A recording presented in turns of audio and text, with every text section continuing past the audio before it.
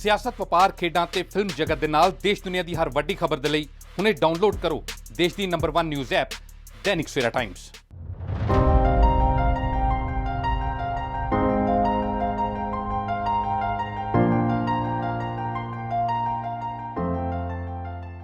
Sir 3 साल ਦੇ ਵਿੱਚ ਕਈ ਮੁਸ਼ਕਲਾਂ ਆਈਆਂ, ਸਭ ਤੋਂ ਜ਼ਿਆਦਾ ਕਿਹੜੀ ਮੁਸ਼ਕਲ ਹੈ ਔਰ ਕਿੱਦਾਂ ਉਹਦਾ ਸਾਹਮਣਾ ਕੀਤਾ ਗਿਆ? देखो इस तरह हर एक स्थिति ही चैलेंजिंग होंगी है। बहुत बार तुहानूं याद होना शुरू च कुछ लॉ एंड ऑर्डर दियां कुछ एजिटेशनस वगैरह भी सीगियां। पिछले साल हड़ जिहड़े आए वो भी काफ़ी चैलेंजिंग सी, बट मैनूं ये लगदा भी करोना एक वक्खरे किस्म की समस्या है और ਇਹਦੇ 'ਚ ਜਿਹੜੀ ਪਹਿਲਾਂ ਕੋਈ ਸਮੱਸਿਆਵਾਂ ਆਉਂਦੀਆਂ ਇੱਕ ਸਮੱਸਿਆ ਹੁੰਦੀ ਹੈ ਔਰ ਉਹਦਾ ਤੁਹਾਨੂੰ ਅੰਤ ਨਜ਼ਰ ਆਉਂਦਾ। ਇੱਥੇ ਦੁਸ਼ਮਣ ਇਨਵਿਜ਼ੀਬਲ ਹੈ, ਟਾਈਮ ਪੀਰੀਅਡ ਵੀ ਕੋਈ ਡਿਫਾਈਨਡ ਨਹੀਂ ਹੈਗਾ।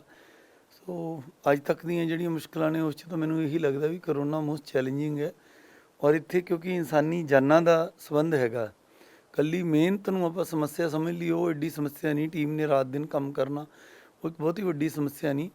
ਬਟ ਜਦੋਂ ਸਾਰੀ ਮਿਹਨਤ ਕਰਕੇ ਵੀ ਤੁਹਾਨੂੰ ਇਹ ਗੱਲ ਦਾ ਸ਼ੋਰ ਨਾ ਹੋਵੇ ਕਿ ਅੱਗੇ ਬੰਦੇ ਦੀ ਜਾਨ ਬਚੂਗੀ ਕਿ ਨਹੀਂ ਬਚੂਗੀ, ਉਹ ਥੋੜ੍ਹਾ ਜਿਹਾ ਕਰੋਨਾ 'ਚ ਇਹ ਐਡਡ ਜਿਹੜਾ ਹੈਗਾ ਇਹ ਸਸਪੈਂਸ ਵਾਲੀ ਗੱਲ ਹੈ। ਇਹ ਬਿਮਾਰੀ ਦਾ ਜਿਹੜਾ ਬਿਹੇਵੀਅਰ ਹੈ ਉਹ ਵਰਲਡ ਓਵਰ ਬੜਾ ਇਰੈਟਿਕ ਰਿਹਾ ਹੈਗਾ।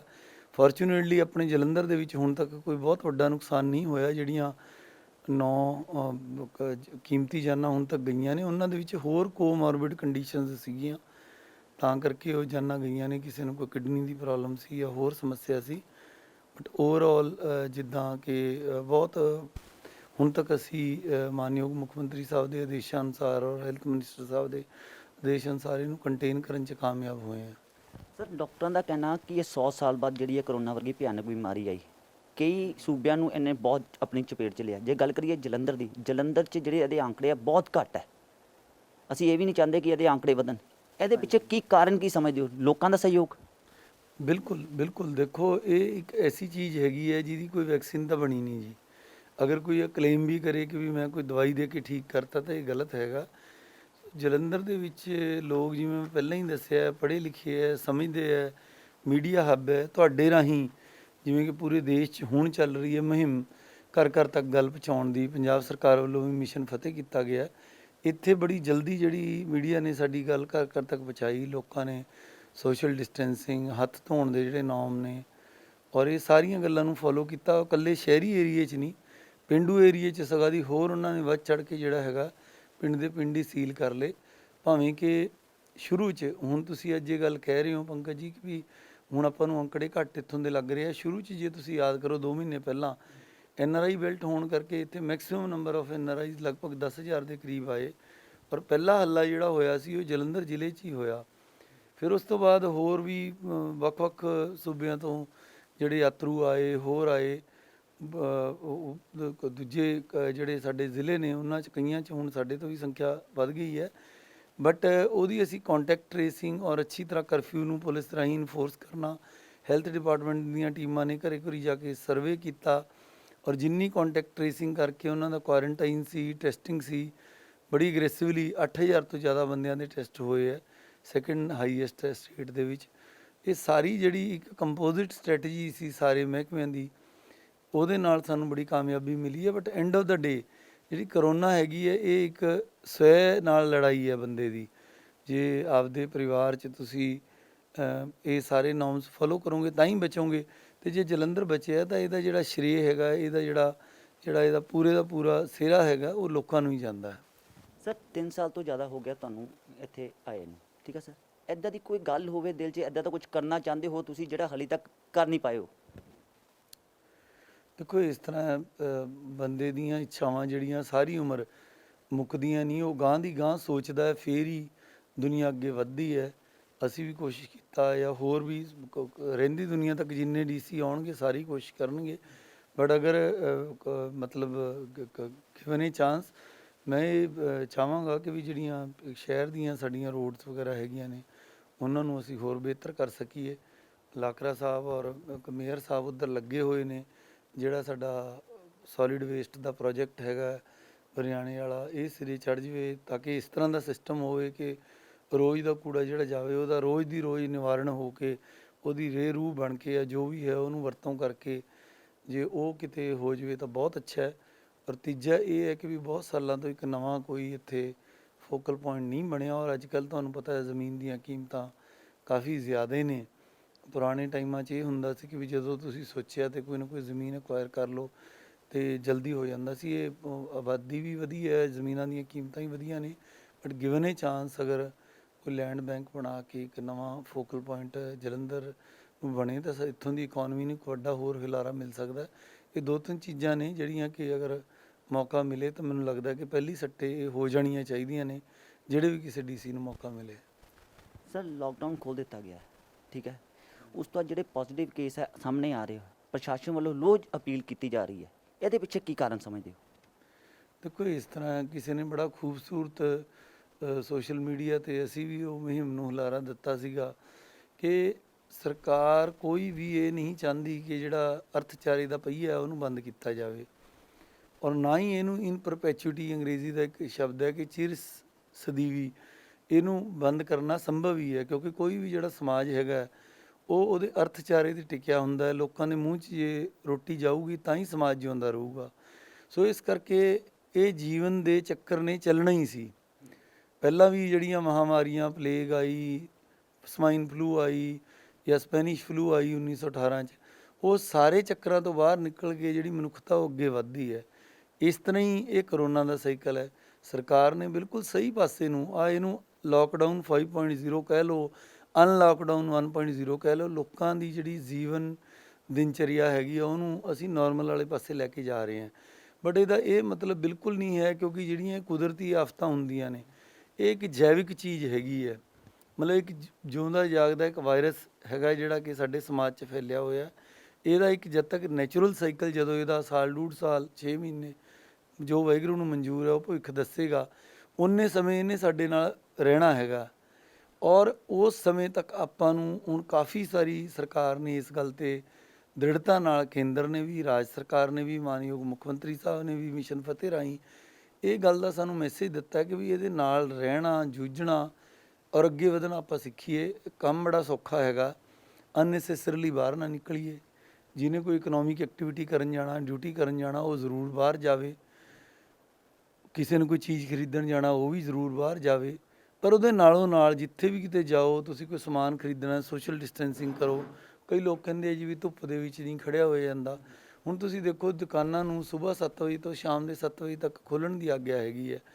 ਹੁਣ ਆਪਾਂ ਨੂੰ ਥੋੜ੍ਹਾ ਜਿਹਾ ਆਪਣੇ ਆਪ ਨੂੰ ਰੀਟਿਊਨ ਕਰਨਾ ਪੈਣਾ। ਜਿਵੇਂ ਤੁਸੀਂ ਦੇਖਿਆ ਹੋਣਾ ਵੀ ਕੰਪਿਊਟਰਾਂ ਦੇ ਵਿੱਚ ਯੁੱਗ ਸੀਗੇ 1.0 ਸੌਫਟਵੇਅਰ, 2.0, 3.0, ਇੱਦਾਂ ਹੀ ਬੰਦੇ ਨੂੰ ਵੀ ਆਪਣਾ ਜੀਵਨ ਦੀ ਜਿਹੜੀ ਚਾਲ ਢਾਲ ਹੈਗੀ ਉਹ ਸਮੇਂ ਨਾਲ ਬਦਲਣੀ ਪੈਂਦੀ ਹੈ। ਕਰੋਨਾ ਕਾਲ ਦੇ ਵਿੱਚ ਆਪਾਂ ਇੱਦਾਂ ਪਲਾਨ ਕਰ ਸਕਦੇ ਹਾਂ ਵੀ ਜ਼ਿਆਦਾ ਧੁੱਪ ਚੜ੍ਹੇ ਤੋਂ ਪਹਿਲਾਂ ਸਵੇਰੇ ਖਰੀਦਦਾਰੀ ਕਰ ਲਈਏ ਜਾਂ ਸ਼ਾਮ ਨੂੰ 5 ਤੋਂ 7 ਕਰ ਲਈਏ, ਪਰ ਸਾਡੇ ਵੱਲੋਂ ਬੰਧਨ ਕੋਈ ਨਹੀਂ ਹੈ। ਦੂਜੀ ਗੱਲ ਇਹ ਹੈ, ਕਈ ਲੋਕ ਮਾਸਕ ਪਾ ਕੇ, ਹੁਣ ਜਿਵੇਂ ਮੈਂ ਇੰਟਰਵਿਊ ਦੇਣੀ ਹੈ, ਚਲੋ ਕਈ ਵਾਰੀ ਬੰਦੇ ਦੀ ਮਜਬੂਰੀ ਹੁੰਦੀ ਹੈ, ਤੁਸੀਂ ਆਮ ਸੜਕ 'ਤੇ ਜਾਂਦੇ ਦੇਖਿਓ ਲੋਕਾਂ ਨੇ ਚੰਗੇ ਭਲਿਆਂ ਨੇ ਮਾਸਕ ਪਾਇਆ ਅਤੇ ਮਾਸਕ ਨੂੰ ਇੱਥੇ ਲਟਕਾਇਆ। ਜਦੋਂ ਤੁਸੀਂ ਇਹਨੂੰ ਨੱਕ ਤੋਂ ਥੱਲੇ ਕਰ ਲਿਆ, ਨੱਕ 'ਚੋਂ ਜਿਹੜੇ ਕਣ ਨਿਕਲਣੇ ਨੇ ਜਾਂ ਮੂੰਹ 'ਚੋਂ ਜਿਹੜੇ ਨਿਕਲਣੇ ਨੇ ਉਹ ਤਾਂ ਤੁਸੀਂ ਐਕਸਪੋਜ਼ ਹੋ ਗਏ। ਉਹ ਇੱਕ ਗਹਿਣੇ ਵਾਂਗੂ ਤੁਹਾਡੇ ਗਲੇ 'ਚ ਲਟਕਿਆ, ਸਿਰਫ ਇੱਕ ਫਾਰਮੈਲਿਟੀ ਕਰ ਲਈ। ਜਾਂ ਕਈ ਯੰਗਸਟਰਸ ਐਸੇ ਹੈ ਵੀ ਇਹ ਨਹੀਂ ਪਾਉਣਾ, ਜਿਵੇਂ ਲੋਕ ਕਈ ਹੈਲਮਟ ਪਾਉਣ 'ਚ ਹੱਦ ਸਮਝਦੇ ਆ, ਕਈਆਂ ਨੂੰ ਇਹ ਲੱਗਦਾ ਜਦ ਕਿ ਉਹਨਾਂ ਦੇ ਭਲੇ ਲਈ ਹੈ। ਤੀਜੀ ਗੱਲ ਹੈਗੀ ਹੈ ਸੈਨੀਟਾਈਜ਼ਰ ਵਗੈਰਾ ਦਾ ਪ੍ਰਯੋਗ। ਜੇ ਸੈਨੀਟਾਈਜ਼ਰ ਨਹੀਂ ਹੈਗਾ, sanitiser is not the best solution. Sanitiser ਉੱਥੇ ਜਿੱਥੇ ਤੁਸੀਂ ਹੱਥ ਨਹੀਂ ਧੋ ਸਕਦੇ, ਹੱਥ ਧੋ, ਆਮ ਸਾਬਣ ਸਸਤਾ ਕੰਮ ਹੈਗਾ। ਪਰ ਇਹ ਬੰਦਿਆਂ ਨੂੰ ਰੈਦਰ ਆਪਾਂ ਨੂੰ ਸਲਿਊਟ ਕਰਨਾ ਚਾਹੀਦਾ। ਬਾਹਰ ਬੰਦੇ ਸਾਰੇ ਨਹੀਂ, 95% ਬੰਦੇ ਕਾਨੂੰਨ ਮੰਨਣ ਵਾਲੇ ਨੇ। ਰੈਦਰ ਇਹ ਕਰੋਨਾ ਵੈਰੀਅਰਸ ਨੇ ਜਿਹੜੇ ਕਿ ਜ਼ਰੂਰੀ ਸੇਵਾਵਾਂ ਦੇਣ ਲਈ, ਗਰੋਸਰੀ ਸ਼ਾਪ ਖੋਲ੍ਹਣ ਲਈ, ਦੁੱਧ ਦੀਆਂ ਦੁਕਾਨਾਂ, ਮੀਟ ਦੀਆਂ ਦੁਕਾਨਾਂ, ਸਬਜ਼ੀ ਦੀਆਂ ਦੁਕਾਨਾਂ, ਹੋਰ ਜ਼ਰੂਰੀ ਚੀਜ਼ਾਂ, ਅੱਜ ਕੱਲ੍ਹ ਤਾਂ ਸਾਰੀਆਂ ਹੀ ਦੁਕਾਨਾਂ ਖੁੱਲ੍ਹ ਗਈਆਂ। ਸੋ ਇਹ ਬੰਦੇ ਵੀ ਇੱਕ ਤਰ੍ਹਾਂ ਨਾਲ ਸਮਾਜ ਦੀ ਸੇਵਾ ਕਰ ਰਹੇ ਆ। ਹੁਣ ਮੈਨੂੰ ਪਿੱਛੇ ਜੇ ਬਹੁਤ ਸਾਰੇ ਇਹ ਵੀ ਮੈਸੇਜਿਸ ਆਉਂਦੇ ਰਹੇ, ਕਹਿੰਦੇ ਵੀ ਜੇ ਹੋਰ ਅਦਾਰੇ 6 ਜਾਂ 7 ਵਜੇ ਬੰਦ ਹੋ ਸਕਦੇ ਹੈ ਅਤੇ ਉਹ ਲੋਕ ਆਪਣੇ ਬੱਚਿਆਂ ਨਾਲ ਸਮਾਂ ਬਿਤਾ ਸਕਦੇ ਹੈ, ਤਾਂ ਦੁਕਾਨਦਾਰ ਨੇ ਕਿਹੜਾ ਗੁਨਾਹ ਕੀਤਾ ਹੈ? ਸਮਾਨ ਜਿਹਨੇ ਖਰੀਦਣਾ ਉਹਨੇ ਖਰੀਦ ਹੀ ਲੈਣਾ, ਉਹਨੇ 7 ਤੋਂ 7 ਵੀ ਖਰੀਦ ਲੈਣਾ। ਸੋ ਇਹਨੇ ਵੇ ਬਹੁਤ ਸਾਰੇ ਲੋਕ ਇਹਦਾ ਸਵਾਗਤ ਵੀ ਕਰ ਰਹੇ ਆ। ਇਹ ਹੁਣ ਸੋਚ ਆਪਦੀ ਹੈ।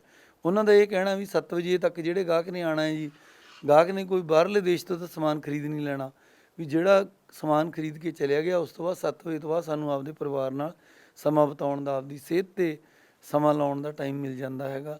ਸੋ ਇਸ 'ਤੇ ਸੋਚ ਵੱਖ-ਵੱਖ ਹੈਗੀ ਹੈ, ਪਰ ਜੋ ਵੀ ਚਲੋ ਨਿਯਮ ਹੈਗੇ ਨੇ ਆਪਾਂ ਨੂੰ ਉਹਨਾਂ ਦੇ ਦਾਇਰੇ 'ਚ, ਮਰਿਆਦਾ 'ਚ ਰਹਿੰਦੇ ਹੋਏ ਆਪਣੇ ਪਰਿਵਾਰ ਦੀ ਤੇ ਆਪਣੀ ਸਿਹਤ ਦਾ ਆਪਾਂ ਵਿਚਾਰ ਕਰ ਲਈਏ, ਸਮਝੋ ਪੂਰਾ ਪੰਜਾਬ ਬਚ ਗਿਆ। ਸਰ ਇਹ ਕਿਹਾ ਜਾ ਰਿਹਾ ਕਿ ਸਰਕਾਰ ਵੱਲੋਂ 8 ਤਾਰੀਖ ਨੂੰ ਲੋਕਾਂ ਨੂੰ ਵੱਡੀ ਰਾਹਤ ਦਿੱਤੀ ਜਾ ਰਹੀ, ਕਿੱਦਾਂ ਦੀ ਰਾਹਤ ਦਿੱਤੀ ਜਾਏਗੀ? ਦੇਖੋ ਹੁਣ ਜਿਹੜੀਆਂ ਚੀਜ਼ਾਂ ਬੰਦ ਨੇ, ਗਿਣਵੀਆਂ ਚੁਣਵੀਆਂ ਚੀਜ਼ਾਂ ਬੰਦ ਨੇ। ਇੱਕ ਤਾਂ ਮਾਲ ਬੰਦ ਹੈਗੇ ਨੇ, ਦੂਜਾ ਸਿਨੇਮਾ ਹਾਲਸ ਬੰਦ ਨੇ, ਤੀਜਾ ਧਾਰਮਿਕ ਸਥਾਨ ਬੰਦ ਨੇ, ਚੌਥੇ ਨੰਬਰ 'ਤੇ ਜਿਮ ਤੇ ਸਵਿਮਿੰਗ ਪੂਲ ਬੰਦ ਹੈਗੇ ਨੇ। ਹੁਣ ਇਹ 8 ਤਰੀਕ ਨੂੰ ਜਿਹੜਾ ਹੈਗਾ ਇਸ 'ਚੋਂ ਮਾਲ ਵੀ ਖੁੱਲ੍ਹ ਜਾਣੇ ਆ। ਉਹਨਾਂ ਦੇ ਟਾਈਮ ਕੀ ਹੋਣਗੇ, SOP ਕੀ ਹੋਏਗਾ, ਉਹ ਅਜੇ ਪ੍ਰਾਪਤ ਨਹੀਂ ਹੋਇਆ ਹੈਗਾ। ਉਸ ਤੋਂ ਇਲਾਵਾ ਤੁਹਾਡੇ ਜਿਹੜੇ ਸਿਨੇਮਾ ਹਾਲ ਨੇ ਉਹ ਵੀ ਖੁੱਲ੍ਹ ਜਾਣੇ ਹੈਗੇ ਆ, ਧਾਰਮਿਕ ਸਥਾਨ ਵੀ ਖੁੱਲ੍ਹ ਜਾਣੇ ਆ। ਉਹ 7 ਤਰੀਕ ਨੂੰ ਭਾਰਤ ਸਰਕਾਰ ਤੇ ਪੰਜਾਬ ਸਰਕਾਰ ਵੱਲੋਂ ਉਹਦਾ ਸਟੈਂਡਰਡ ਆਪਰੇਟਿੰਗ ਪ੍ਰੋਸੀਜਰ ਹੁੰਦਾ, ਮਤਲਬ ਵੀ ਤੁਸੀਂ ਕਿੱਦਾਂ ਦਾ ਵਿਵਹਾਰ ਕਰਨਾ, ਕਿੰਨੇ ਸਮੇਂ ਲਈ ਕਰਨਾ, ਉਹ ਜੋ ਵੀ ਆਏਗਾ 7 ਤਰੀਕ ਨੂੰ ਪੂਰਾ ਡਿਟੇਲਡ ਆਰਡਰ ਉਹਦਾ ਕੱਢ ਕੇ ਤੁਹਾਡੇ ਨਾਲ ਸਾਂਝਾ ਕਰਾਂਗੇ। ਪਰ ਜੋ ਵੀ ਆਏਗਾ ਉਸ 'ਚ ਮੋਟੇ ਤੌਰ 'ਤੇ ਜੋ ਮੈਂ ਸੋਚ ਸਕਦਾ, ਉਸ 'ਚ ਕੋਈ ਨਾ ਕੋਈ ਉਹਦਾ ਇੱਕ ਸਮਾਂ ਹੋਏਗਾ। ਉਸ 'ਚ ਇਹ ਹੋਏਗਾ ਕਿ ਤੁਸੀਂ ਸੋਸ਼ਲ ਡਿਸਟੈਂਸ ਕਿੱਦਾਂ ਬਣਾ ਕੇ ਰੱਖਣਾ। ਉਸ 'ਚ ਇਹ ਹੋਏਗਾ ਕਿ ਵੀ ਜਦੋਂ ਤੁਸੀਂ ਜਾਂਦੇ ਹੋ ਹੱਥ ਧੋ ਕੇ ਜਾਣੇ ਆ। ਉਸ 'ਚ ਇਹ ਹੋਏਗਾ ਕਿ ਵੀ ਜਦੋਂ ਤੁਸੀਂ ਜਾਂਦੇ ਹੋ ਤਾਂ ਕੋਈ ਇਹ ਨਹੀਂ ਹੈ ਵੀ ਇੱਕੋ ਬੰਦਾ ਯਾਨੀ ਕਿ ਲਗਾਤਾਰ ਉੱਥੇ ਪ੍ਰਸ਼ਾਦ ਵਗੈਰਾ ਵੰਡਦਾ ਰਹੇ ਤਾਂ ਜੇ ਉਹ ਬੰਦਾ ਢਿੱਲਾ ਹੋ ਗਿਆ ਤਾਂ ਸਾਰਿਆਂ ਨੂੰ ਹੀ ਢਿੱਲਾ ਕਰ ਦੇਵੇ। ਸੋ ਇਸ 'ਚ ਜੋ ਵੀ ਕੋਈ ਇਸ ਤਰ੍ਹਾਂ ਦੀ ਆਏਗੀ, ਆਪਾਂ ਦੇਖੋ ਰੱਬ ਤਾਂ ਆਪਣੇ ਅੰਦਰ ਵੀ ਵਸਦਾ ਹੈ, ਪਰ ਉਹ ਵਸਦਾ ਕਦ ਤੱਕ ਹੈ? ਜਦ ਤੱਕ ਆਪਾਂ ਜਿਉਂਦੇ ਰਹਿੰਦੇ ਹਾਂ। ਜਦੋਂ ਆਪਾਂ ਹੀ ਜਿਉਂਦੇ ਨਾ ਰਹੇ ਕਿਸੇ ਬਿਮਾਰੀ ਵਸ਼, ਫਿਰ ਤਾਂ ਆਪਾਂ ਰੱਬ ਕੋਲ ਹੀ ਚਲੇ ਜਾਂਦੇ ਹਾਂ। ਫਿਰ ਤਾਂ ਰੱਬ ਦੇ ਘਰ 'ਚ ਵੀ ਜਾਣ ਦੀ ਲੋੜ ਨਹੀਂ ਹੈ। ਮੰਦਿਰ, ਗੁਰਦੁਆਰਾ, ਮਸੀਤ, ਚਰਚ, ਇਹ ਸਾਰੇ ਰੱਬ ਦੇ ਘਰ ਨੇ। ਆਪਾਂ ਉਦੋਂ ਤੱਕ ਜਾ ਕੇ ਆਪਦੇ ਇਸ਼ਟ ਦੇਵ ਨੂੰ ਧਿਆਉਂਦੇ ਹਾਂ ਜਦੋਂ ਤੱਕ ਆਪਾਂ ਜਿਉਂਦੇ ਹੈਗੇ ਹਾਂ। ਦੇਖੋ ਇਹ ਜੀਵਨ ਚੱਕਰ ਐਸਾ ਹੈ ਵੀ ਜਦ ਤੱਕ ਇੱਕ ਜਾਨ ਹੈਗੀ, ਇੱਕ ਕੀੜਾ ਵੀ ਤੁਸੀਂ ਮਾਰਨ ਦੀ ਕੋਸ਼ਿਸ਼ ਕਰੋ, ਕਾਕਰੋਚ ਵੀ ਭੱਜ ਦੌੜ ਕਰਕੇ ਬਾਥਰੂਮ 'ਚ ਜਾਨ ਬਚਾਉਣ ਦੀ ਕੋਸ਼ਿਸ਼ ਕਰਦਾ। ਇਨਸਾਨੀ ਜਾਮਾਂ ਦਾ ਬੜਾ ਕੀਮਤੀ ਹੈਗਾ।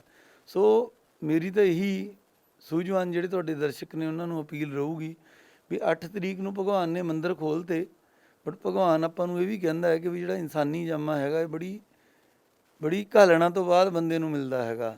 ਸੋ ਭਗਵਾਨ ਤਾਂ ਕਰਮ 'ਤੇ ਵਿਸ਼ਵਾਸ ਕਰਦੇ ਨੇ ਵੀ ਆਪਦਾ ਕਰਮ ਕਰੋ, ਕਰਮ ਹੀ ਪੂਜਾ ਹੈਗਾ। ਆਪਦੇ ਨਿਆਣਿਆਂ ਦਾ ਧਿਆਨ ਰੱਖੋ, ਆਪਦਾ ਬਿਜ਼ਨਸ ਅੱਛਾ ਕਰੋ। ਜੇ ਕਿਸੇ ਦੀ ਇੱਛਾ ਹੈਗਾ ਚਲਾ ਜਾਵੇ, ਬਟ ਕੋਈ ਜਾਣਾ ਮਸਟ ਨਹੀਂ ਹੈਗਾ।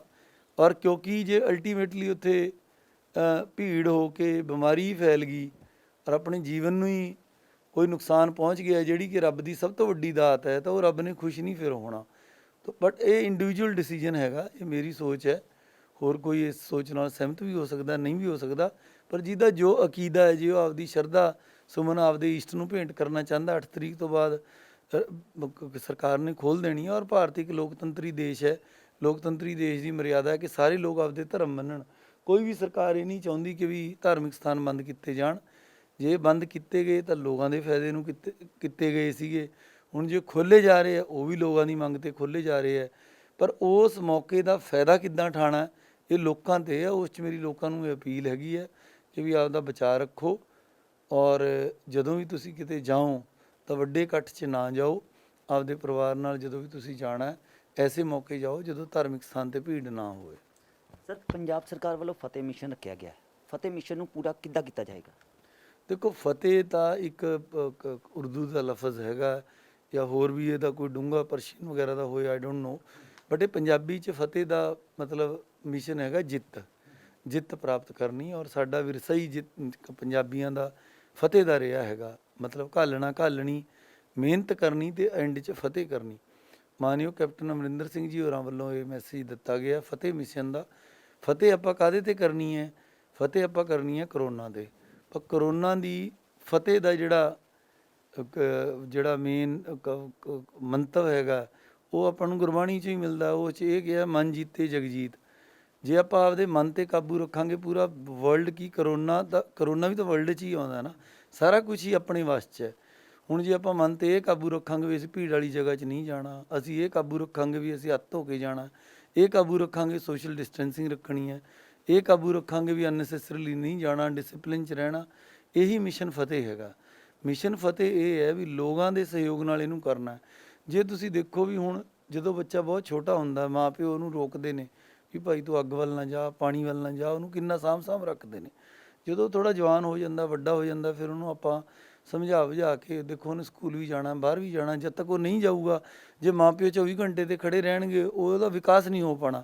ਐਵੇਂ ਹੀ ਸਮਾਜ ਦੇ ਵਿੱਚ ਇੱਕ ਆਜ਼ਾਦੀ ਇੱਕ ਬੇਸਿਕ ਐਲੀਮੈਂਟ ਹੈਗਾ, ਇਕੋਨਮੀ ਨੂੰ ਵੀ ਅੱਗੇ ਵਧਾਉਣ ਦਾ, ਤੁਹਾਡਾ ਮਾਨਸਿਕ ਸੰਤੁਲਨ ਚੰਗਾ ਰੱਖਣ ਦਾ। ਤੁਹਾਡੀ ਮਾਨਸਿਕ ਖੁਸ਼ੀ ਬੰਦੇ ਨੂੰ ਤਾਂ ਮਿਲਦੀ ਹੈ ਜੇ ਕੋਈ ਉਹਦੇ ਸਿਰ ਤੇ ਨਾ ਖੜਿਆ ਹੋਵੇ। ਜੇ ਕੋਈ ਹੁਣ 24 ਘੰਟੇ ਤੁਹਾਡੇ ਸਿਰ ਤੇ ਖੜ ਕੇ ਲਾਅ ਐਂਡ ਆਰਡਰ ਮਸ਼ੀਨਰੀ ਇਹ ਨਹੀਂ ਕਰ ਸਕਦੀ ਕਿ 25 ਲੱਖ ਸਾਡੇ ਪਰਿਵਾਰ ਮੈਂਬਰ ਨੇ ਜਲੰਧਰ ਜ਼ਿਲ੍ਹੇ ਦੇ, ਤੇ ਉਹਨਾਂ ਤੇ ਹਰੇਕ ਤੇ ਇੱਕ ਕਾਂਸਟੇਬਲ ਲਾ ਦਈਏ। ਇਹ ਹੁਣ ਹਰੇਕ ਨੂੰ ਆਪਦਾ ਸਿਪਾਹੀ, ਆਪਦਾ ਫੌਜੀ, ਆਪਦੀ ਲਾਅ ਐਂਡ ਆਰਡਰ ਖੁਦ ਹੀ ਬਣਨਾ ਪੈਣਾ। No doubt law and order machinery ਮੇਰਾ ਐਜ਼ ਏ ਮੈਜਿਸਟ੍ਰੇਟ ਜੋ ਡਿਊਟੀ ਹੈ, ਅਸੀਂ ਮੈਜਿਸਟ੍ਰੇਟ ਲਾਏ ਹੈ, ਸੈਕਟਰ ਵੰਡੇ ਹੈ, ਪੁਲਿਸ ਕਮਿਸ਼ਨਰ ਸਾਹਿਬ, ਐਸਐਸਪੀ ਸਾਹਿਬ, ਉਹਨਾਂ ਦੀਆਂ ਟੀਮਾਂ ਉੱਦਾਂ ਹੀ ਕੰਮ ਕਰਦੀਆਂ ਰਹਿਣਗੀਆਂ। ਬਟ ਸਾਡਾ ਮੰਤਵ ਹੁਣ ਇਸ ਵਾਲੇ ਪਾਸੇ ਜ਼ਿਆਦਾ ਹੈ ਕਿ ਵੀ ਅਸੀਂ ਲੋਕਾਂ ਨੂੰ ਪ੍ਰੇਰ ਕੇ ਉਸ ਚੰਗੇ ਪਾਸੇ ਨੂੰ ਲਿਆਈਏ ਕਿ ਉਹ ਸਵੈ ਦੀ ਰੱਖਿਆ। ਹਰੇਕ ਘਰ ਦੇ ਬਾਹਰ ਇੱਕ ਆਪਦੀ ਲਛਮਣ ਰੇਖਾ ਖਿੱਚਣੀ ਪੈਣੀ ਹੈ। ਹਰ ਬੰਦੇ ਨੂੰ ਆਪਦੀ ਲਛਮਣ ਰੇਖਾ ਖਿੱਚ ਕੇ ਆਪਦੇ ਆਪ ਨੂੰ ਬਚਾ ਕਰਨਾ ਪੈਣਾ।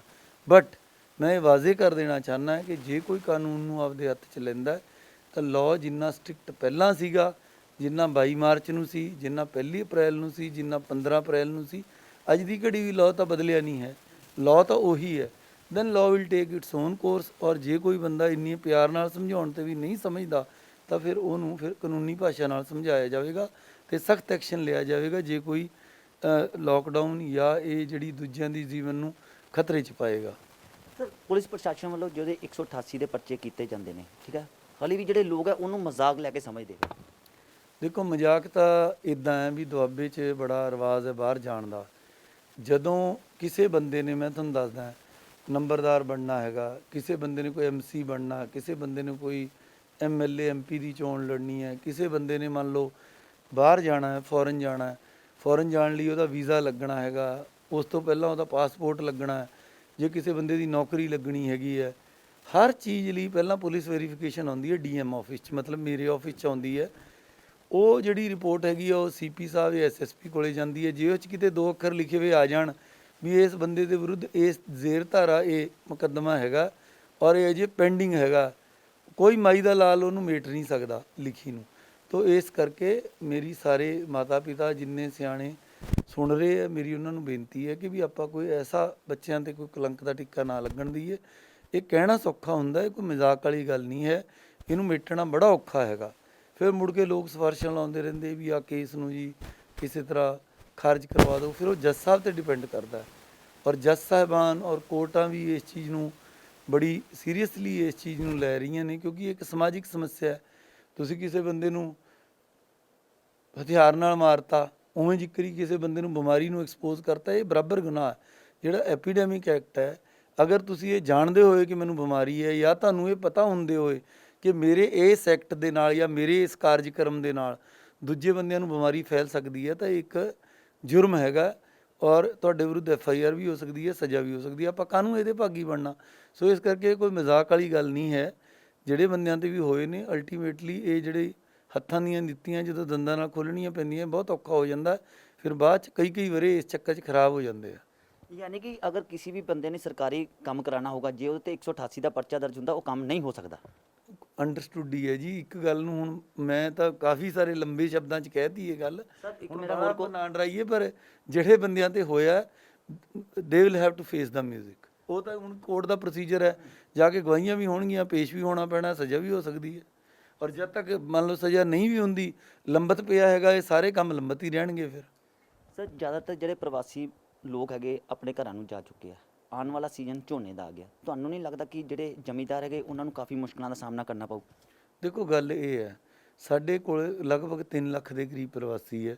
ਉਹਨਾਂ 'ਚੋਂ 2 ਲੱਖ ਨੇ ਜਾਣ ਦੀ ਇੱਛਾ ਜਤਾਈ ਸੀ ਅਤੇ ਸਾਡੇ ਕੋਲ ਔਨਲਾਈਨ ਰਜਿਸਟ੍ਰੇਸ਼ਨ ਕਰਾਈ। 1 ਲੱਖ ਬੰਦਾ ਜਾਣ ਤੋਂ ਬਾਅਦ ਜਿਹੜਾ ਹੈਗਾ ਗੱਡੀਆਂ 'ਚ ਸੰਖਿਆ ਮਸਾਂ ਹੀ 10% ਰਹੇਗੀ ਬੰਦੇ ਜਾਣ ਵਾਲਿਆਂ ਦੀ, ਤਾਂ ਕਰਕੇ ਸਾਨੂੰ ਗੱਡੀਆਂ ਬੰਦ ਕਰਨੀਆਂ ਪਈਆਂ। ਮਜ਼ਦੂਰ ਜਿਹੜੇ ਗਏ ਆ ਉਹ 33% ਹੀ ਗਏ ਆ, 3 ਲੱਖ 'ਚੋਂ 1 ਲੱਖ ਹੀ ਗਏ ਆ। ਮੇਰੇ ਕੋਲ ਤਾਂ ਸਾਰਾ ਡਾਟਾ ਪਿਆ ਔਰ ਇਹ 33-34% ਹਰ ਵਾਰੀ ਜਾਂਦੇ ਆ। ਇਹਨਾਂ ਨੇ ਆਪਦੀ ਹਾੜੀ ਵੀ ਵੱਢਣੀ ਹੁੰਦੀ ਹੈ, ਅੱਗੇ ਆਪਦੀ ਸੌਣੀ ਲਾਉਣੀ ਹੁੰਦੀ ਹੈ, ਇਹ ਵੀ ਝੋਨਾ ਇੱਦਾਂ ਹੀ ਲਾਉਂਦੇ ਆ। ਇਹਨਾਂ ਨੇ ਕਿਸੇ ਨੇ ਬੱਚੀ ਦਾ ਵਿਆਹ ਕਰਨਾ, ਕਿਸੇ ਨੇ ਮਕਾਨ ਬਣਾਉਣਾ, ਸਾਰੇ ਇੰਡਸਟਰੀਅਲਿਸਟਾਂ ਨੂੰ ਇਸ ਗੱਲ ਦਾ ਪਤਾ ਹੈ। ਦੂਜੀ ਗੱਲ ਹੈ, ਨਾਰਮਲ ਰੇਲ ਸੇਵਾ ਸ਼ੁਰੂ ਹੋ ਗਈ ਹੈ ਵਿਦ ਸਮ ਰਿਸਟ੍ਰਿਕਸ਼ਨਸ ਔਰ ਆਪਣੀ 4 ਸਟੇਸ਼ਨ ਨੇ ਹੈ, ਕਰਤਾਰਪੁਰ ਹੈ, ਫਲੌਰ ਹੈ, ਜਲੰਧਰ ਕੈਂਟ ਹੈ, ਜਲੰਧਰ ਸਿਟੀ ਹੈ। ਔਰ ਅਗਰ ਕੋਈ ਕਿਸਾਨ ਵੀਰ ਬਾਹਰੋਂ ਲੇਬਰ ਲਿਆਉਣਾ ਚਾਹੁੰਦਾ ਅਸੀਂ ਕੋਈ ਰੋਕਦੇ ਨਹੀਂ, ਕਿਉਂਕਿ ਆਲ ਓਵਰ ਇੰਡੀਆ ਕੋਈ ਪਾਸ ਦੀ ਲੋੜ ਹੀ ਨਹੀਂ, ਕਿਸੇ ਨੇ ਲਿਆਉਣੀ ਹੈ ਲਿਆਵੇ।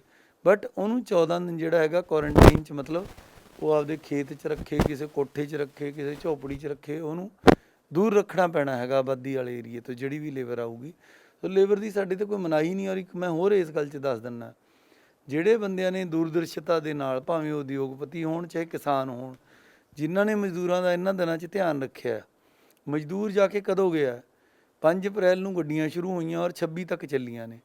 26 ਮਈ ਤੱਕ, ਆਪਣਾ 5 ਮਈ ਤੋਂ ਸ਼ੁਰੂ ਹੋ ਕੇ, ਨਹੀਂ ਹੁਣ ਜੂਨ ਸ਼ੁਰੂ ਹੋ ਗਿਆ ਨਾ, ਹਾਂ ਪਿਛਲੇ ਮਹੀਨੇ ਹੀ ਚੱਲਿਆ। 5 ਮਈ ਤੋਂ ਲੈ ਕੇ 26 ਮਈ ਤੱਕ 21 ਦਿਨ ਗੱਡੀਆਂ ਚੱਲੀਆਂ ਨੇ। ਹੁਣ 26 ਮਈ ਨੂੰ ਜਿਹੜਾ ਮਜ਼ਦੂਰ ਗਿਆ ਹੈਗਾ, ਔਰ ਅੱਜ ਆਪਾਂ ਬੈਠੇ ਹਾਂ ਕਿੰਨਾ, 1 ਜੂਨ 'ਚ 5-6 ਦਿਨ ਹੀ ਹੋਏ ਆ। ਜਿਹੜੇ ਬੰਦੇ ਨੇ 2 ਮਹੀਨਿਆਂ ਦੀ ਜਿਹੜੀ ਅਪ੍ਰੈਲ ਤੇ ਮਈ ਆਪਦੀ ਲੇਬਰ ਸਾਂਭ ਕੇ ਰੱਖੀ ਹੈ, ਉਹ ਬੰਦਿਆਂ ਦੀ ਫੈਕਟਰੀ ਵੀ ਵਧੀਆ ਚੱਲ ਰਹੀ ਹੈ, ਉਹਨਾਂ ਦੀ ਖੇਤੀ ਵੀ ਵਧੀਆ ਚੱਲ ਰਹੀ ਹੈਗੀ ਹੈ। ਸੋ ਇਹ ਤਾਂ ਦੇਖੋ, ਸੱਜੇ ਨੂੰ ਖੱਬਾ, ਖੱਬੇ ਨੂੰ ਸੱਜਾ ਧੁੰਦਾ ਹੈਗਾ। ਜੇ ਆਪਾਂ ਕਿਸੇ ਦਾ ਧਿਆਨ ਰੱਖਾਂਗੇ, ਲੇਬਰ ਵੀ ਸਾਡਾ ਧਿਆਨ ਰੱਖੂਗੀ। ਜਦੋਂ ਆਪਾਂ ਨੂੰ ਇਹ ਗੱਲ ਦਾ ਪਤਾ ਹੀ ਸੀਗਾ, ਹੁਣ 1 ਜੂਨ ਨੂੰ ਇਹ ਗੱਲ ਕਹੀ ਜਾ ਰਹੀ ਹੈ ਕਿ ਵੀ ਲੇਬਰ ਉੱਧਰੋਂ ਲਿਆਓ, 26 ਨੂੰ ਜਦੋਂ ਜਾ ਰਹੀ ਸੀ, ਜੇ ਆਪਾਂ ਉਦੋਂ ਹੀ ਉਹਨਾਂ ਨੂੰ, ਉਹਨਾਂ ਦੀ ਵਿਚਾਰਿਆਂ ਦੀ ਮਜ਼ਦੂਰੀ ਆ, ਉਸ ਟਾਈਮ ਉਹ ਰੋਟੀ ਨੂੰ ਭੁੱਖੇ ਮਰਦੇ ਸੀਗੇ। ਸਰਕਾਰ ਨੇ ਤਾਂ ਉਸ ਟਾਈਮ ਵੀ ਅਸੀਂ 2.25 ਲੱਖ ਦੇ ਕਰੀਬ ਖਾਣੇ ਦੇ ਅਸੀਂ ਰਾਸ਼ਨ ਦੇ ਪੈਕਟ ਵੰਡੇ ਆ। ਸੋ ਮੇਰਾ ਕਹਿਣ ਦਾ ਮਤਲਬ ਹੈ ਕਿ ਉਹ ਪੈਨਿਕ ਦੀ ਸਿਚੁਏਸ਼ਨ ਨਹੀਂ। ਪਹਿਲੀ ਗੱਲ ਤਾਂ ਸਿਰਫ 33% ਲੇਬਰ ਗਈ ਆ। ਦੂਜੀ ਗੱਲ ਇਹ ਹੈ, ਜੇ ਕੋਈ ਲੇਬਰ ਆਉਣਾ ਚਾਹੁੰਦੀ ਹੈ ਉਸ 'ਤੇ ਮਨਾਹੀ ਕੋਈ ਨਹੀਂ।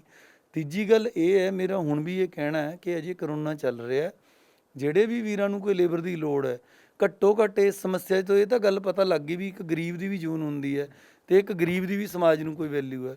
ਹੁਣ ਲੋਕਾਂ ਨੂੰ ਪਤਾ ਲੱਗ ਗਿਆ ਕਿ ਵੀ ਉਹਨਾਂ ਦੀਆਂ ਜਿਹੜੇ ਪਲੰਬਰ ਨੇ, ਜਾਂ ਪੱਖੇ ਫਿੱਟ ਕਰਨ ਵਾਲੇ ਹੈਗੇ ਨੇ, ਜਾਂ ਇੱਟਾਂ ਥੱਪਣ ਵਾਲੇ ਨੇ, ਲਪਾਈ ਕਰਨ ਵਾਲੇ ਨੇ, ਰਾਜ ਮਿਸਤਰੀ ਨੇ, ਇਹ ਵੀ ਬੰਦੇ ਨੇ, ਇਹ ਵੀ ਸਮਾਜ ਨੂੰ ਬਹੁਤ ਵੱਡਾ ਯੋਗਦਾਨ ਪਾਉਂਦੇ ਨੇ। ਔਰ ਕਈ ਵਾਰੀ ਸਮਾਜ ਜਦੋਂ ਇਹਨਾਂ ਦੀ ਯੋਗਦਾਨ ਨੂੰ ਭੁੱਲ ਜਾਂਦਾ, ਉਹਨੂੰ ਇੱਕ ਹਲੂਣਾ ਦੇਣ ਦੀ ਲੋੜ ਹੁੰਦੀ ਹੈ। ਸਗੋਂ ਇਹ ਕਰੋਨਾ ਦਾ ਮੈਂ ਤਾਂ ਪੋਜ਼ੀਟਿਵ ਇਫੈਕਟ ਹੀ ਸਮਝਦਾ ਵੀ ਮਜ਼ਦੂਰ ਦੀ ਮਾੜੀ ਮੋਟੀ ਇੱਜ਼ਤ ਤਾਂ ਵਧੀ। ਔਰ ਹੁਣ ਵੀ ਜਿਹੜੇ ਲੋਕਾਂ ਨੂੰ ਮਜ਼ਦੂਰਾਂ ਤੋਂ ਗੌਂ ਹੈਗਾ, ਉਹਨਾਂ ਦੀ ਅੱਗੇ ਵੀ ਇੱਦਾਂ ਹੀ ਇੱਜ਼ਤ ਕਰਨ। ਕੋਈ ਮਜ਼ਦੂਰ ਖੁਸ਼ੀ ਨਾਲ ਨਹੀਂ ਜਾਂਦਾ, ਭੁੱਖੇ ਪੇਟ ਹੀ ਬਾਹਰ ਜਾਂਦਾ ਹੈਗਾ। ਔਰ ਮੈਂ ਇੱਕ ਗੱਲ ਕਲੀਅਰ ਕਰ ਦੇਵਾਂ ਕਿ ਪੰਜਾਬ ਤੋਂ ਕੋਈ ਮਜ਼ਦੂਰ ਭੁੱਖਾ ਨਹੀਂ ਗਿਆ। ਉੱਥੋਂ ਦੀਆਂ ਵੀ ਵੀਡੀਓਜ਼ ਆਈਆਂ ਨੇ, ਉਹ ਬੰਦਿਆਂ ਨੇ ਉੱਥੇ ਜਾ ਕੇ ਇਹ ਗੱਲ ਕਹੀ ਹੈ ਕਿ ਪੰਜਾਬ 'ਚ ਸਾਨੂੰ ਨਾ ਲੰਗਰ ਦੀ ਦਿੱਕਤ ਆਈ, ਨਾ ਖਾਣੇ ਦੀ ਦਿੱਕਤ ਆਈ। ਸੋ ਇਸ ਕਰਕੇ ਆਪਾਂ ਅੱਗੇ ਵੀ ਇਹਨਾਂ ਦਾ ਧਿਆਨ ਰੱਖਣਾ ਤਾਂ ਕਿ ਇੱਦਾਂ ਦੀ ਸਮੱਸਿਆ ਅੱਗੇ ਨਾ ਆਵੇ। ਸਰ, ਅੱਗੇ ਬਰਸਾਤੀ ਮੌਸਮ ਆ ਗਿਆ, ਪਿਛਲੀ ਵਾਰ ਦੇਖਿਆ ਜਾਵੇ ਕਈ ਪਿੰਡ ਪਾਣੀ ਦੀ ਚਪੇਟ 'ਚ ਆ ਗਏ। ਇਸ ਵਾਰ ਪ੍ਰਸ਼ਾਸਨ ਵੱਲੋਂ ਕੀ ਤਿਆਰੀਆਂ ਕੀਤੀਆਂ ਗਈਆਂ? ਦੇਖੋ ਇਸ ਤਰ੍ਹਾਂ ਹੈ, ਇਸ 'ਚ ਰੇਲਵੇ ਵੱਲੋਂ, ਬਾਬਾ ਸੀਚੇਵਾਲ ਜੀ ਵੱਲੋਂ, ਸਿੰਚਾਈ ਵਿਭਾਗ ਵੱਲੋਂ, ਸਾਰਿਆਂ ਵੱਲੋਂ ਮਿਲ ਕੇ ਪਿਛਲਾ ਜਿਹੜਾ ਸਾਡਾ ਚੋਕਿੰਗ ਪੁਆਇੰਟ ਸੀਗਾ, ਉਹ ਗਿੱਦੜਪਿੰਡੀ ਦਾ ਰੇਲ ਦਾ ਪੁਲ ਸੀਗਾ। ਮੈਂ ਪਦਮ ਸ਼੍ਰੀ ਬਾਬਾ ਸੀਚੇਵਾਲ ਜੀ ਦਾ ਧੰਨਵਾਦ ਕਰਦਾ। ਉਹਨਾਂ ਨੇ ਪੂਰੀ ਸੰਗਤ ਦੇ ਸਹਿਯੋਗ ਦੇ ਨਾਲ ਉੱਥੇ 21 ਦਰਾਂ ਦੇ ਵਿੱਚੋਂ 12 ਦਰ ਖੋਲ੍ਹਤੇ ਆ। 3 ਪਹਿਲਾਂ ਖੁੱਲ੍ਹੇ ਸੀ, 15 ਦਰ ਅੱਜ ਦੀ ਡੇਟ 'ਚ ਬਿਲਕੁਲ ਖੁੱਲ੍ਹੇ ਨੇ। ਉਸ 'ਚ ਉਹਨਾਂ ਨੇ ਬੜੀ ਯਾਨੀ ਕਿ ਬਹੁਤ ਅੱਛੀ ਉਹਨਾਂ ਦੀ ਕੰਟਰੀਬਿਊਸ਼ਨ ਹੈ। ਉੱਥੋਂ ਮਿੱਟੀ ਕੱਢ ਕੇ ਪਿੱਛੇ 20-20 ਕਿਲੋਮੀਟਰ ਤੱਕ ਜਿਹੜੇ ਬੰਨ੍ਹ ਹੈਗੇ ਨੇ ਉਹਨਾਂ ਨੂੰ ਵੀ ਬੰਨ੍ਹਿਆ ਗਿਆ। ਨਰੇਗਾ ਦੀ ਲੇਬਰ ਵੀ ਅਸੀਂ ਲਾਈ ਹੈ। ਹੁਣ ਜਿਹੜਾ ਸਿੰਚਾਈ ਵਿਭਾਗ ਹੈ ਉਹਦੇ ਕੋਲ ਕੁਝ ਫੰਡ ਆਏ ਨੇ, ਹੁਣ ਉਹ ਕੁਝ ਥਾਂ 'ਤੇ ਜਿਹੜਾ ਹੈਗਾ ਉਹ ਕੰਮ ਕਰਾ ਰਹੇ ਹੈਗੇ ਨੇ। ਬਟ ਇਹ ਕਿਉਂਕਿ ਬਹੁਤ ਵੱਡਾ ਟਾਸਕ ਹੈ, ਔਰ ਇਸ ਵਾਰ ਕਿਉਂਕਿ ਸਰਦੀਆਂ 'ਚ ਬਹੁਤ ਜ਼ਿਆਦਾ ਬਰਫ਼ ਪਈ ਹੈ। ਹੁਣ ਵੀ ਤੁਸੀਂ ਦੇਖ ਰਹੇ ਹੋ ਜੂਨ ਮਹੀਨੇ 'ਚ ਵੀ ਕਿੰਨਾ ਕੁ ਮੀਂਹ ਪਈ ਜਾ ਰਿਹਾ, ਇਹ ਸਾਰਾ ਇਕੱਠਾ ਤਾਂ ਹੋ ਹੀ ਰਿਹਾ। ਸੋ ਇਸ ਕਰਕੇ ਖਤਰਾ ਤਾਂ ਬਰਕਰਾਰ ਹੈ, ਬਟ ਅਸੀਂ ਆਪਦੇ ਪੂਰਾ ਯਾਨੀ ਕਿ ਇਹਤਿਆਤ ਲੈ ਰਹੇ ਹਾਂ। ਔਰ ਮੈਨੂੰ ਲੱਗਦਾ ਕਿ ਇਸ ਵਾਰ ਇਹਨਾਂ ਸਾਰੇ ਕਾਰਜਕਲਾਪ ਦੇ ਨਾਲ ਜੋ ਆਪਾਂ ਕੀਤਾ ਹੈਗਾ, ਇਸ ਵਾਰ ਇੱਦਾਂ ਦੀ ਸਮੱਸਿਆ ਵਾਹਿਗੁਰੂ ਕਰੇ ਨਾ ਆਵੇ। ਸਰ, ਜਿਹੜੇ ਪਿਛਲੀ ਵਾਰੀ ਬੰਦ ਟੁੱਟ ਗਏ ਸੀ, ਉਹਨਾਂ ਨੂੰ ਚੈੱਕ ਕਰ ਲਿਆ ਗਿਆ ਜਾਂ ਚੈੱਕ ਕਰਨਾ ਹਾਲੇ? ਨਹੀਂ, ਮੈਂ ਪਿੱਛੇ ਜੇ ਤੁਸੀਂ ਦੇਖਿਆ ਹੋਣਾ ਅਖਬਾਰਾਂ 'ਚ, ਸਾਰੇ ਐਸਡੀਐਮਸ ਨੇ ਗੇੜਾ ਇੱਕ ਵਾਰੀ ਲਾ ਲਿਆ। ਜਿਹੜੇ ਉਹ ਤਾਂ ਸੀਐਮ ਸਾਹਿਬ ਨੇ ਉਦੋਂ ਹੀ ਧਿਆਨ ਕਰਕੇ ਜਿਹੜੇ ਹੈਗੇ ਆ, ਤੁਹਾਨੂੰ ਯਾਦ ਹੋਵੇ ਇਹ 22-23 ਸਤੰਬਰ ਨੂੰ ਮੈਨੂੰ ਲੱਗਦਾ ਆਇਆ ਸੀਗਾ, ਔਰ ਅਕਤੂਬਰ ਦੇ ਵਿੱਚ ਆਪਾਂ ਸਾਰੇ ਬੰਨ੍ਹਤੇ ਸੀਗੇ। ਉਹਨਾਂ ਨੂੰ ਸਟਰੈਂਥਨਿੰਗ ਦਾ ਕੰਮ ਅਜੇ ਚੱਲ ਰਿਹਾ ਹੈਗਾ। ਇੱਕ ਵਾਰ ਉਹ ਉਸ ਤੋਂ ਨਿਸ਼ਚਿੰਤ ਰਹੋ, ਉਹ ਆਪਾਂ ਕਰ ਚੁੱਕੇ ਹੈਗੇ ਹਾਂ। ਸਰ, ਲਾਸਟ ਮੈਸੇਜ ਕੋਈ ਜਨਤਾ ਨੂੰ ਆਪਣਾ ਸੰਦੇਸ਼ ਦੇਣਾ ਚਾਹੁੰਦੇ ਹੋ? ਦੇਖੋ, ਜਨਤਾ ਨੂੰ ਮੈਂ ਇਹੀ ਮੈਸੇਜ ਦੇਣਾ ਚਾਹੁੰਦਾ ਕਿ ਜਿਹੜੀ ਮਤਲਬ ਇਹ ਇੱਕ ਐਡਾ ਵੱਡਾ ਟਾਸਕ ਹੈ। ਇਟਸ ਲਾਈਕ ਵਾਰ, ਇੱਕ ਲੜਾਈ ਵਾਲੀ ਸਥਿਤੀ ਹੈਗੀ ਹੈ। ਜਦੋਂ ਆਪਾਂ ਦੁਸ਼ਮਣ ਦੇਸ਼ ਨਾਲ ਲੜਦੇ ਹਾਂ, ਆਪਾਂ ਨੂੰ ਦੁਸ਼ਮਣ ਸਾਹਮਣੇ ਨਜ਼ਰ ਆਉਂਦਾ, ਬੰਬ ਪਟਾਕੇ ਚੱਲਦੇ ਹੁੰਦੇ, ਆਪਾਂ ਨੂੰ ਖਤਰਾ ਸੁਣਦਾ ਹੈਗਾ। ਪਰ ਇਹ ਉਲਟ ਗੱਲ ਹੈ। ਇੱਥੇ ਲੜਾਈ ਜਿਉਂ-ਜਿਉਂ ਅੱਗੇ ਵੱਧ ਰਹੀ ਹੈ, ਲੋਕਾਂ ਨੂੰ ਇਹ ਲੱਗਣ ਲੱਗ ਗਿਆ ਵੀ ਜਦੋਂ ਇਹ ਲੋਕਡਾਊਨ ਵਗੈਰਾ ਖੁੱਲ੍ਹਦਾ ਹੈਗਾ ਵੀ ਦੁਸ਼ਮਣ ਪਤਾ ਨਹੀਂ ਵਾਪਸ ਚਲਾ ਗਿਆ। ਦੁਸ਼ਮਣ ਵਾਪਸ ਨਹੀਂ ਗਿਆ। ਸਰਕਾਰ ਨੇ ਲੋਕਾਂ ਦੀਆਂ ਰੀਝਾਂ, ਆਸਾਂ, ਉਮੰਗਾਂ ਲੋਕਾਂ ਦੇ ਖਾਣੇ ਦਾਣੇ ਅਰਥਚਾਰੇ ਦਾ ਖਿਆਲ ਕਰਦੇ ਹੋਏ ਲੋਕਡਾਊਨ ਦੇ ਵਿੱਚ ਰਿਲੈਕਸੇਸ਼ਨ ਦਿੱਤੀ ਹੈ, but at the same time ਆਪਾਂ ਨੂੰ ਚਿਤਾਇਆ ਵੀ ਜਾ ਰਿਹਾ ਹੈ, ਮਿਸ਼ਨ ਫਤਿਹ ਦੇ ਰਾਹੀਂ ਵੀ ਚਿਤਾਇਆ ਜਾ ਰਿਹਾ ਹੈ। ਟੀਵੀ ਤੇ ਛੋਟੀਆਂ ਤੁਸੀਂ ਦੇਖਿਆ ਹੋਣਾ ਕਲਿੱਪਸ ਵੀ ਆ ਰਹੀਆਂ, ਤੁਸੀਂ ਮੀਡੀਆ ਵਾਲੇ ਵੀ ਬਹੁਤ ਜ਼ਿਆਦਾ ਜਾਗਰੂਕ ਕਰ ਰਹੇ ਹੋ, ਪੈਂਪਲੇਟ ਵੰਡੇ ਜਾ ਰਹੇ ਹੈ, ਸ਼ਹਿਰ 'ਚ ਪੋਸਟਰ ਲਾਏ ਜਾ ਰਹੇ ਹੈ। ਇਹ ਬਾਰ-ਬਾਰ ਚੇਤਾਉਣ ਦਾ ਕੀ ਮਤਲਬ ਹੈ? ਤੁਸੀਂ ਇਹ ਦੇਖੋ, ਇਹ ਹਰ ਚੀਜ਼ 'ਚ ਪੈਸਾ ਲੱਗਦਾ ਹੈ, ਐਡ ਦੇਣ 'ਤੇ ਵੀ ਪੈਸਾ ਲੱਗਦਾ ਹੈ, ਚੌਂਕਾਂ 'ਚ ਜਿਹੜੇ ਪੋਸਟਰ ਲਾਉਂਦੇ ਉਹਦੇ 'ਤੇ ਵੀ ਪੈਸਾ ਲੱਗਦਾ। ਇਹ ਕਿਉਂ ਚਿਤਾਇਆ ਜਾ ਰਿਹਾ, ਕਿਉਂ ਇੰਨਾ ਪੈਸਾ ਖਰਚਿਆ ਜਾ ਰਿਹਾ? ਇਸ ਕਰਕੇ ਹੈ ਵੀ ਸਰਕਾਰ ਤੁਹਾਡੀ ਜਿਹੜੀ ਲਾਈਫ ਹੈ ਉਹਨੂੰ ਵੈਲਿਊ ਕਰਦੀ ਹੈ, ਐਟ ਦਾ ਸੇਮ ਟਾਈਮ ਸਰਕਾਰ ਤੁਹਾਡੀ ਆਜ਼ਾਦੀ ਨੂੰ ਵੀ ਵੈਲਿਊ ਕਰਦੀ ਹੈ, ਤਾਂ ਕਿ ਤੁਹਾਨੂੰ ਲੋਕਡਾਊਨ ਖੋਲ੍ਹ ਕੇ ਆਪਦੀ ਆਜ਼ਾਦ ਹਵਾ 'ਚ ਸਾਹ ਲੈਣ ਦਾ ਮੌਕਾ ਦਿੱਤਾ ਗਿਆ, ਔਰ ਇਹ ਵੀ ਮੌਕਾ ਦਿੱਤਾ ਗਿਆ ਕਿ ਤੁਸੀਂ ਆਪਦੇ ਕੰਮ ਧੰਦੇ ਲੱਗ ਕੇ ਆਪਦੇ ਪਰਿਵਾਰ ਨੂੰ ਪਾਲ ਸਕੋ। ਕਿਉਂਕਿ ਹਰ ਬੰਦਾ ਸਵੈਮਾਨ ਨਾਲ ਆਪਦੇ ਪਰਿਵਾਰ ਨੂੰ ਪਾਲਣਾ ਚਾਹੁੰਦਾ, ਕੋਈ ਕਿਸੇ ਅੱਗੇ ਹੱਥ ਨਹੀਂ ਅੱਡਣਾ ਚਾਹੁੰਦਾ, ਚੰਗਾ ਭਲਾ ਬੰਦਾ ਜਿਹੜਾ ਹੋਵੇ। ਸੋ ਇਹ ਸਾਰੇ ਵਰਤਾਰੇ ਦੇ ਵਿੱਚ ਆਪਾਂ ਇਹ ਕਰੀਏ ਕਿ ਸਰਕਾਰ ਆਪਦਾ ਰੋਲ ਕਰੇਗੀ, ਪਰ ਆਪਦੀ ਜਾਨ ਬਚਾਉਣ ਦੇ ਲਈ ਜੋ ਇਹਤਿਆਤੀ ਕਦਮ ਆਪਾਂ ਲੈਣੇ ਨੇ, ਸਾਡੇ ਬੱਚਿਆਂ ਨੇ ਲੈਣੇ ਨੇ, ਸਾਡੇ ਬਜ਼ੁਰਗਾਂ ਨੇ ਲੈਣੇ ਨੇ। ਅਨਨੈਸੈਸਰਲੀ 10 ਸਾਲ ਤੋਂ ਛੋਟੇ ਬੱਚੇ ਔਰ 65 ਸਾਲ ਤੋਂ ਉੱਪਰਲੇ ਬਜ਼ੁਰਗ, ਜਿਹੜੀਆਂ ਗਰਭਵਤੀ ਔਰਤਾਂ ਨੇ, ਜਿਹੜੇ ਬੰਦਿਆਂ ਨੂੰ ਕੋਈ ਟੀਵੀ ਜਾਂ ਕੋਈ ਹੋਰ ਸੀਰੀਅਸ ਕੋਈ HIV ਦੇ ਪੇਸ਼ੈਂਟ ਨੇ, ਜਾਂ ਕਿਸੇ ਨੂੰ ਕੋਈ ਡਾਇਲਿਸਿਸ ਦੇ ਪੇਸ਼ੈਂਟ ਚੱਲ ਰਹੇ ਹੈ, ਕਿਸੇ ਨੂੰ ਬਹੁਤ ਜ਼ਿਆਦਾ ਹਾਈ BP ਰਹਿੰਦਾ ਹੈ, ਕਿਸੇ ਨੂੰ ਬਹੁਤ ਜ਼ਿਆਦਾ ਹਾਈ ਸ਼ੂਗਰ ਰਹਿੰਦੀ ਹੈ, ਇਹੋ ਜਿਹੇ ਬੰਦਿਆਂ ਨੂੰ ਸਾਂਭ ਕੇ ਘਰੇ ਰੱਖੋ। ਕਿਉਂਕਿ ਜਿਹੜੀਆਂ 9 ਮੌਤਾਂ ਵੀ ਹੋਈਆਂ ਨੇ ਉਹ ਲਗਭਗ ਸਾਰੇ ਇਸ ਤਰ੍ਹਾਂ ਦੀ ਹਿਸਟਰੀ ਵਾਲੇ ਸੀਗੇ, ਬਹੁਤੇ ਉਸ 'ਚੋਂ ਕਿਡਨੀ ਦੇ ਮਰੀਜ਼ ਸੀ ਜਾਂ ਹਾਈ ਸ਼ੂਗਰ ਦੇ ਕੇਸ ਸੀਗੇ। ਕਿਉਂਕਿ ਉਹਨਾਂ 'ਚ ਜਦੋਂ ਕਰੋਨਾ ਹੋ ਜਾਂਦਾ, ਜਿਹੜਾ ਠੀਕ ਠਾਕ ਬੰਦਾ ਹੁੰਦਾ ਉਹ ਸੰਭਲ ਜਾਂਦਾ, ਉਹ ਕੁਦਰਤ ਵੱਲੋਂ ਕੁਛ ਐਸਾ ਵਰਤਾਰਾ ਹੁੰਦਾ, ਪਰ ਉਹਦਾ ਇਹ ਮਤਲਬ ਨਹੀਂ ਵੀ ਚੰਗੇ ਭਲੇ ਬੰਦਿਆਂ ਨੂੰ ਵੀ ਆਪਾਂ ਉਸ ਅੱਗ ਦੀ ਪ੍ਰੀਖਿਆ 'ਚੋਂ ਕੱਢੀਏ। ਇਹ ਸੀ ਜੋ ਡਿਪਟੀ ਕਮਿਸ਼ਨਰ ਵਰਿੰਦਰ ਕੁਮਾਰ ਸ਼ਰਮਾ, ਜਿਨ੍ਹਾਂ ਨੇ ਦੱਸਿਆ ਕਿ ਇਹ ਜਿੱਥੇ ਵੀ ਰਹਿਣ ਮਗਰ ਜਲੰਧਰ ਨੂੰ ਆਪਣੇ ਦਿਲ ਦੇ ਵਿੱਚ ਰੱਖਾਂਗੇ, ਕਿਉਂਕਿ ਜਲੰਧਰ ਵਾਸੀਆਂ ਦਾ ਪਿਆਰ ਇਹਨਾਂ ਨੂੰ ਭਰਪੂਰ ਮਿਲਿਆ ਹੈ। ਕੈਮਰਾਮੈਨ ਪਵਨ ਦੇ ਨਾਲ Vinay Sharma, Dainik Savera TV, Jalandhar. All world open challenge 17 time gold medalist Miyan Rafiq Mohammad, पंडित मौलवी बेगम तांत्रिक, इन्हां चोरा ठग्गां तो सावधान। स्पेशलिस्ट वशीकरण, सट्टा नंबर, लव मैरिज, पति पत्नी च अनबन, विदेश च पक्का होना, कारोबार दा ना चलना, सिर्फ 31 घंटियां विच समाधान। फ्री फ्री फ्री मियां रफीक मोहम्मद। मोबाइल 84 374 94 647, 84 374 94 648।